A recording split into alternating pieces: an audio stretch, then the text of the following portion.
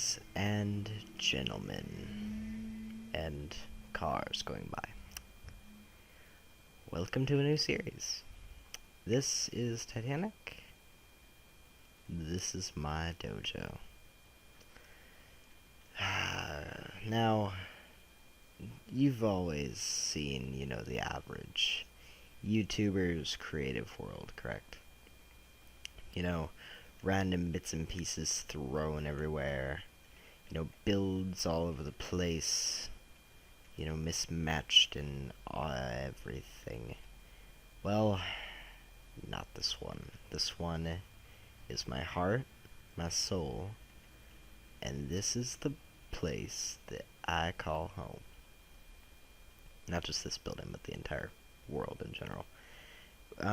So this is going to be a new series, and as I go through and tour around my beautiful creations in this world, I will explain what the series is about, really. So every build in this world I've built in creative. Some I have built on servers. Some I have attempted to build on servers. Some of them I've just built for fun. This was one that I intended to build on a server, but I never got around to it. It is by far the largest build I've ever attempted, and I must say it does look very nice. I call it the Prastle, which is a mix between a prison and a castle. Essentially, it has the scale of a castle, but the design of a prison, as you can see. So, obviously I've got the standard cobwebs, this barbed wire, but I've also got these really high walls, and when you look at this, it's just amazing how large of scale this is. I believe this build fits into about a 300 by 150 area.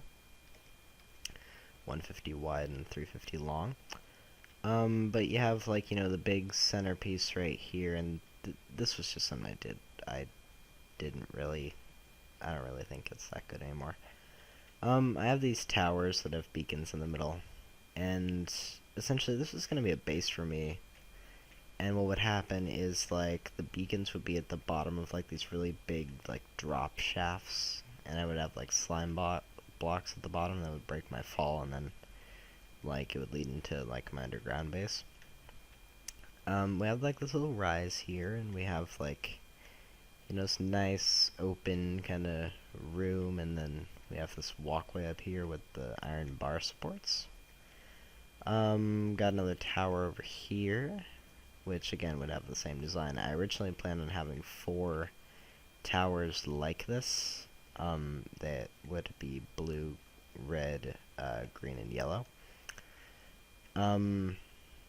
We have a sort of mess hall kind of thing here. Basically, you were to get your food right here, and then the workers go in here, if I can get in there.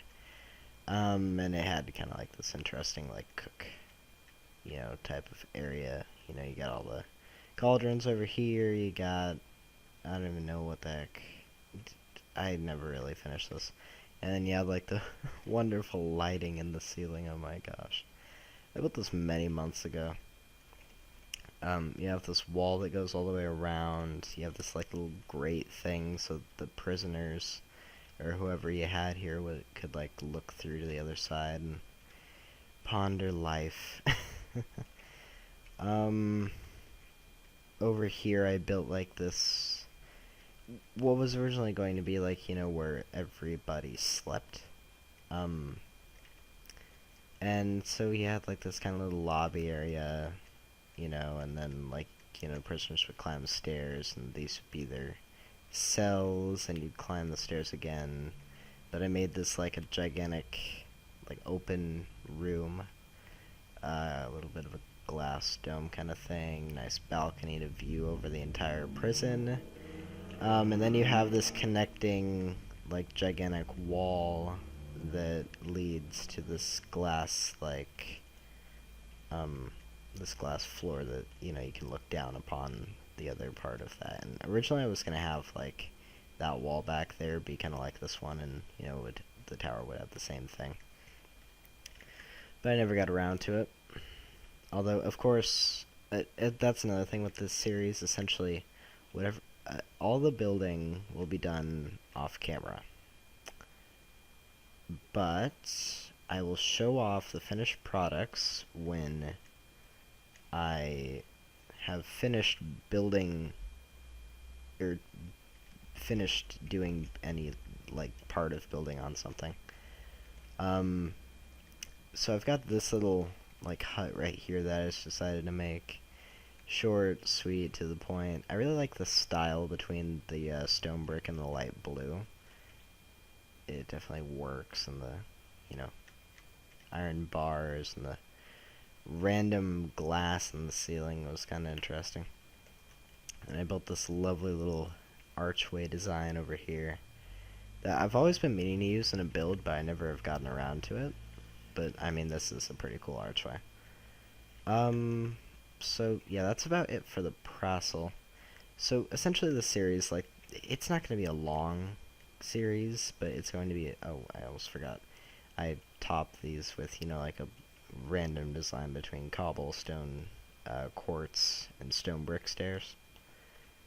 So the episodes in the series aren't going to be very long, but they are going to pretty much show off what I've done off camera and show off, what I have done. And I decided also, why not use one of my other skins for this series? So I'm wearing a slightly modified version of my regular skin. I think well, obviously I changed the undershirt to purple. And also, I think I made the tie a little bit darker. It's a more sinister thing. So next we have the statues. And the statues tell kind of a story. So, basically every friend of mine that I've met, either over the internet or in real life, that I figure is, a really good friend of mine, I have built a statue of their Minecraft avatar in the style that Good Boulderfist did on Minecraft Season 4. I used the same template pretty much, and, just built their statues. So I'm going to give you a brief overview of who everybody is, how I met them, and, what happened with them. So obviously it's me. I really need to give an explanation on how I met myself. There's my good friend Melissa, who you probably saw in the 100 video special. John, I've known him for about a year. He was the guy who pretty much got me on Archaica, which, if you've been around my channel for almost a year now, you would know what that is. Got my good friend Riley here. He's an IRL friend. Only video he's ever done with me was the musical blocks video, and he's overall a cool guy. We got David, former owner of the Firebloods, and also a really awesome Brit. My brother, he's my brother. My friend Gabe, who has been a long time childhood friend of mine. We got Ryan, another Brit, and also a member of the Gunpowder Society. We have Mason, who was a Cardinal member. We have Alex, also a member of the Gunpowder Society, and I think one of the most detailed skins on this row. We have Henry, who, well, it's Henry. He's a pretty awesome guy. We have Pumpkin, who, his skin, also Henry and Alex are kind of Cardinal guys. I met them through that. Pumpkin I've known for a long time through, well, back when Bree started. Sheep. We have 23, also known as Matt, and he's a really cool guy, one of my best internet friends. And we met on Breeze, pretty much. This is Joe, also known as Ygite, And we met him again on Breeze, but he also is a UHC server owner. This is my friend Tessa. I met her through John. There's a lot of backstory to her, but it would take 15 minutes to explain it all. There's Sammy, who I could never get his skin right because, I mean, the skin color just doesn't... There's no skin color for that in Minecraft, but met him when Brutality was up. I also met Bryce when Brutality was up, and he is the former owner of Breeze and Cardinal SMPs. And finally, there is Tommy, who I've known for a long time. I met him through John, I believe. Random little redstone contraption that I was experimenting with. Oh, by the way, the letters on this side spell out Titanicus. If you look real close, I see you. My world's not loading. S. And there's a P. If it gets long enough with all these statues, I might spell out productions. I don't know. God, I don't know where to go next. And also, every one of these statues has their player head, what their IGN is, and then their real name. But I don't want to reveal some of the real names of these people. I was experimenting with putting these beacons above ground so that I could have all purple beams, but yeah, I'll work on that later on in life. This was originally going to be a bank that I was going to build on Breeze, and I actually started building it on Breeze with John when the server went down due to inactivity. So I pretty much built the shell of it, and that was when we started building it. And there's also a little bit of redstone into there, but I'll show that last. But I added in creative the dome, the fountain, and these are like little teller booths, I suppose. They add villagers in them, but I'll explain why they're not here in a minute. The redstone is like a... out here there's 2 carpets in front of the door that have redstone lamps under them, and this lever toggles them on and off. So whenever the bank's closed, lights won't be on, obviously. I have loved building libraries, like library-type buildings, and this was kind of a one I, originally was going to have a library, but I just kind of let my imagination run wild. Like, that's where the librarian is supposed to be. But, I mean, look at the carpet. I mean, it's fun. It's really weird. You may recognize this from Cardinal. This is the Enchanting Hut, which I designed myself. Got my banner design right here, which probably for the Gunpowder Society I'm going to modify a bit. We have the failed tree design, again a Cardinal alumni build that eventually resulted in the death of 3 villagers of mine. Oh god. Random wall over here I decided, I wasn't really going to do anything with, but it's an alright design. I like it. I saw Corrales doing a colonial build, and I figured I would have my own crack at doing a colonial house. It's alright. I like it. I think it was meant to be like 3 stories. And I got like this tree out here. A weird subconscious thing of mine, and I think this is due to the fact that I've been playing SMPs for so long. Normally when I have a mailbox, I'll check it. So I built a mailbox here, and occasionally I will just check it, not remembering that I'm in a single player world. So, call me crazy. I had a random tower that I just decided to build right here, and it just has like this, slab spiral staircase that goes up, and eventually, it's just a little dome that you can just kind of barely look out of. And finally, the last build on this road is the 1.8 building, which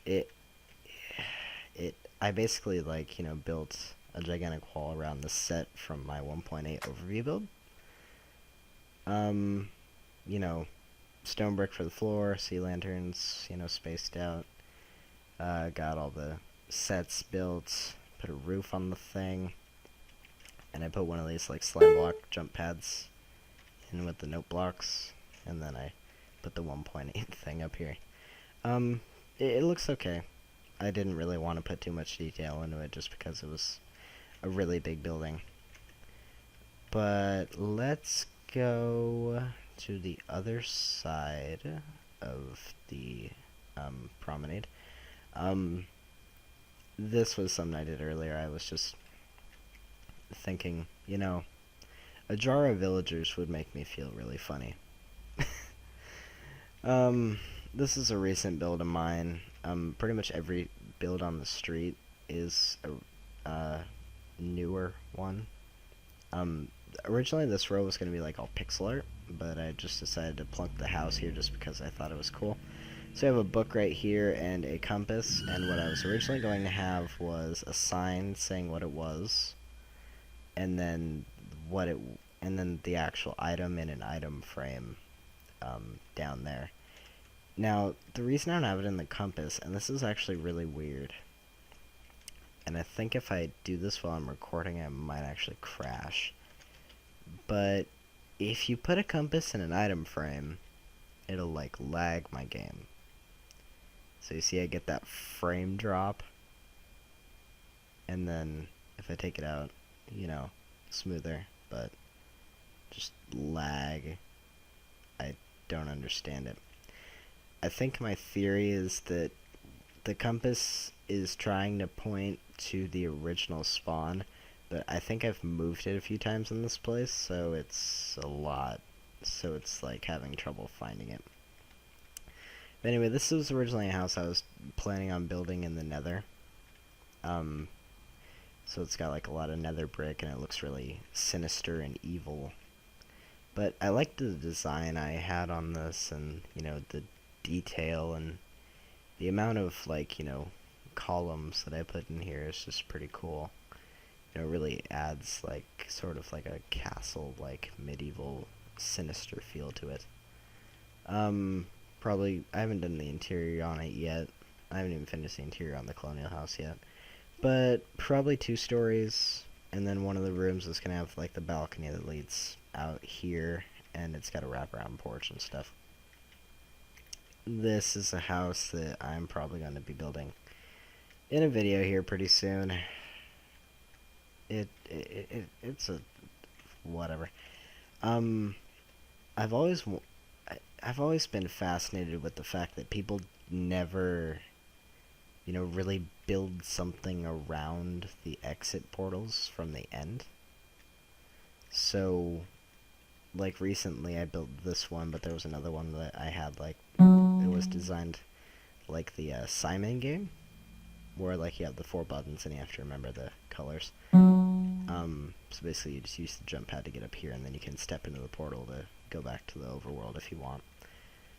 But, you know, you can't break the bedrock, of course, so I had to, you know, but I just didn't make a I didn't make the, like, whole portal dealio. I just, you know, decided to put the portal blocks there. Probably gonna build a lot more on this road, but over here I have my nether portal at 0, 0. It has an interesting thing where there's only one way in, and you have to stand a certain way on this trapdoor and open it with the button, and you drop in, you can go in here.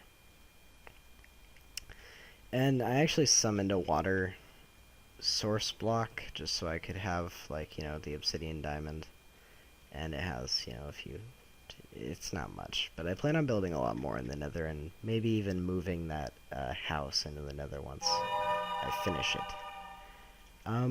But that is going to be it, I suppose, for this video. Now, this video is about 20 minutes long. Average videos on this will probably be, you know, 5 or 6 minutes, so don't expect really long videos unless I ramble.